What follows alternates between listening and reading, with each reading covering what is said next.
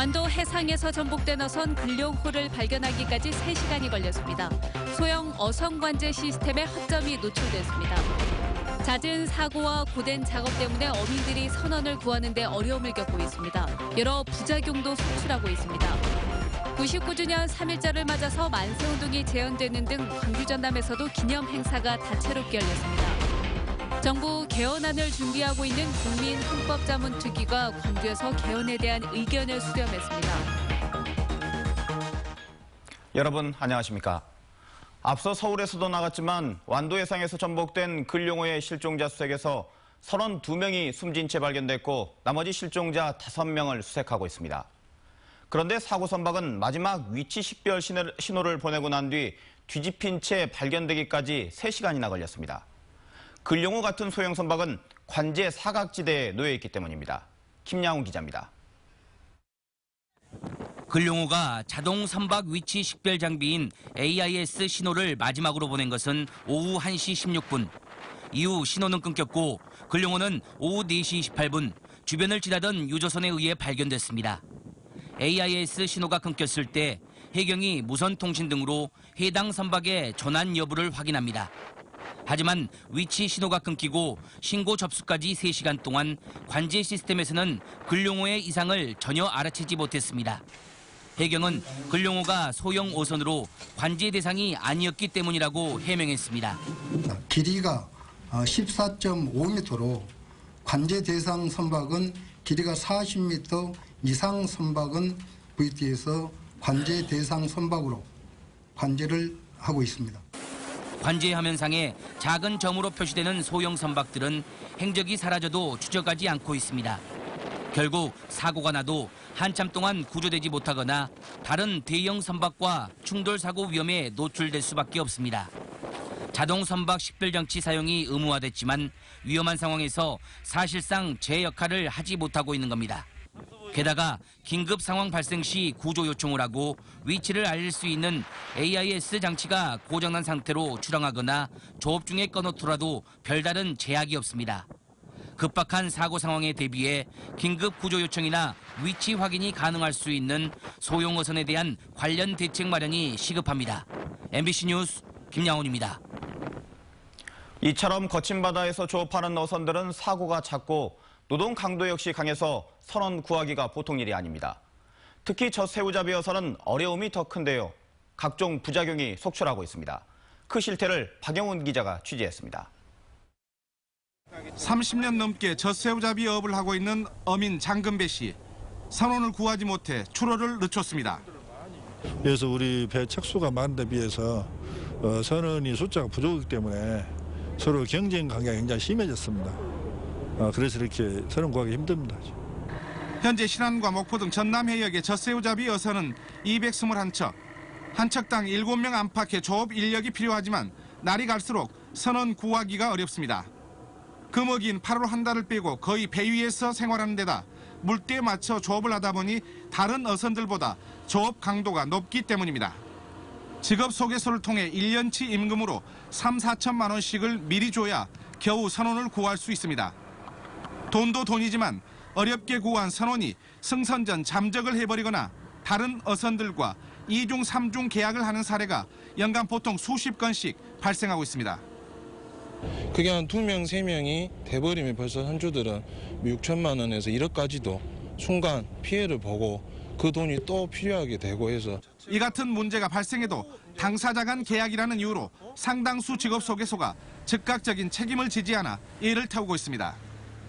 안 좋은 점이 생겼을 경우에 신고하는데라고 하면 어떤 소개서에서 저한테 사람을 주겠습니까? 2, 3명의 외국인 선원을 지원받는다지만 중도 이탈자가 너무 많아 별 효과를 거두지 못하면서 젖새우잡이 어민들의 고민을 더하고 있습니다. MBC 뉴스 박영훈입니다. 일제의 총칼에 맞서 대한독립 만세를 외쳤던 99년 전 오늘. 그날의 정신을 되새기고 잊지 말자는 다짐은 광주 전남에서도 뜨거웠습니다. 윤근수 기자입니다.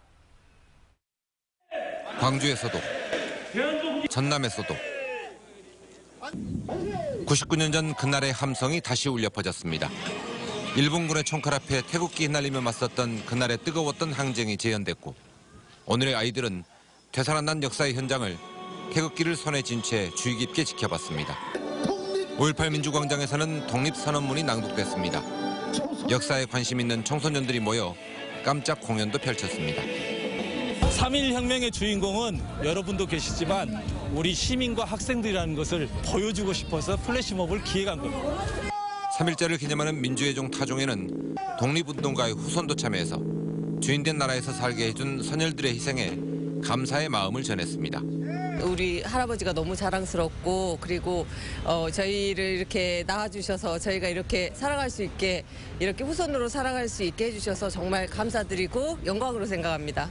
광주시와 전라남도도 각각 기념식을 열고 3.1 운동의 정신을 평화와 통일로 계승 발전시켜 나가자고 다짐했습니다. MBC 뉴스 윤문수입니다.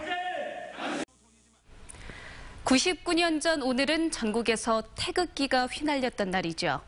자주 독립을 의미했던 태극기는 질곡의 현대사를 겪으면서 민주화의 상징이 됐고 그때마다 광주는 태극기와 늘 함께했습니다. 역사적 현장마다 광주에게 태극기는 어떤 의미였는지 송정근 기자가 짚어봤습니다. 1929년 나주로 가는 열차 안에서 일본인 학생이 광주 여학생을 희롱한 사건이 발단이 돼 시작된 광주 학생 독립운동.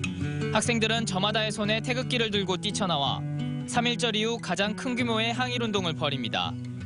일제강점기의 태극기에는 자주 독립을 바라는 민족의 염원이 담겼습니다. 우리 침략의 이색 때문에 그야말로 아주 뼈아픔을 느꼈죠. 그래서 절대 우리가 꼭 자주 독립했다는 그런 절감에서 그런 간절한 마음에서 태극기를 들고 해방 이후 혼돈의 현대사를 겪으면서 광주에서 태극기는 다양한 의미로 바뀝니다.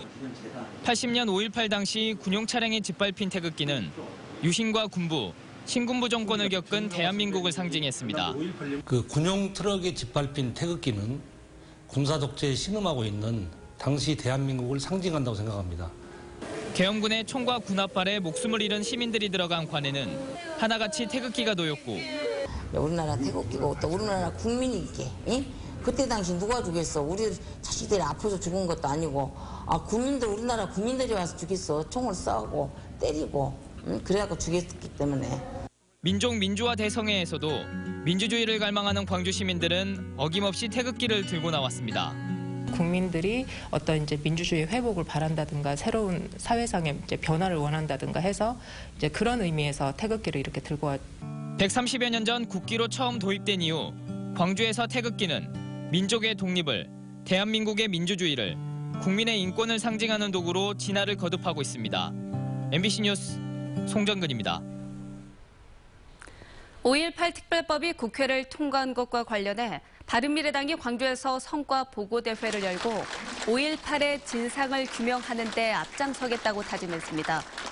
박주선 대표와 김동철 원내대표, 하태경 최고위원 등은 보고대회에서 5.18 진상규명특별법이 제정되는 과정에서 바른미래당이 중추적인 역할을 했다고 자평하고 앞으로도 진상조사가 제대로 이루어질 수 있도록 최선을 다하겠다고 결의했습니다.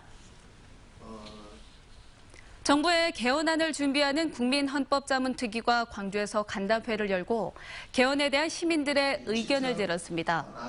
김종철 부위원장이 참석한 가운데 열린 이번 간담회에서 자문특위는 국민헌법의 취지와 주요 의제 등을 설명하고 시민사회의 다양한 의견을 들었습니다. 특히 광주에서는 기본권과 지방분권 강화 등에 대한 요구와 함께 5월 정신을 헌법 전문에 수록해야 한다는 요구가 컸습니다.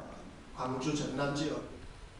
고려인 후손들을 무료로 진료해주는 고려인 광주진료소가 오늘 광주 월곡동 고려인 마을에 문을 열었습니다.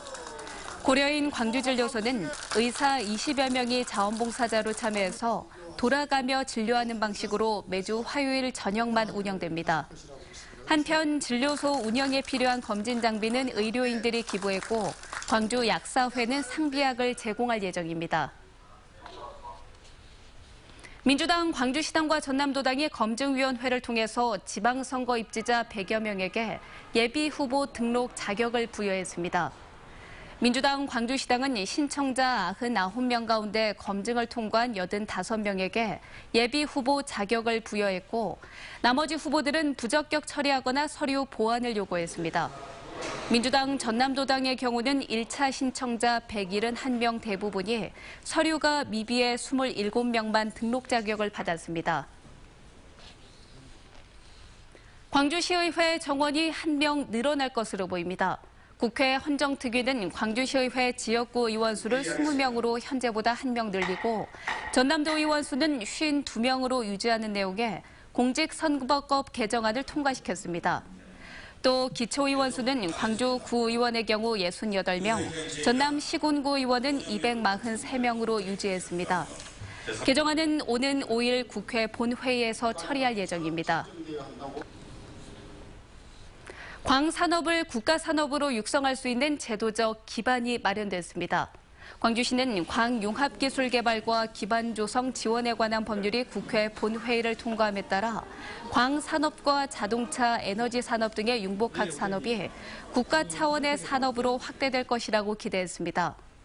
광융합기술은 광기술과 전자, 통신 등의 기술을 융합해서 새로운 제품을 개발하거나 성능을 고도화하는 기술입니다.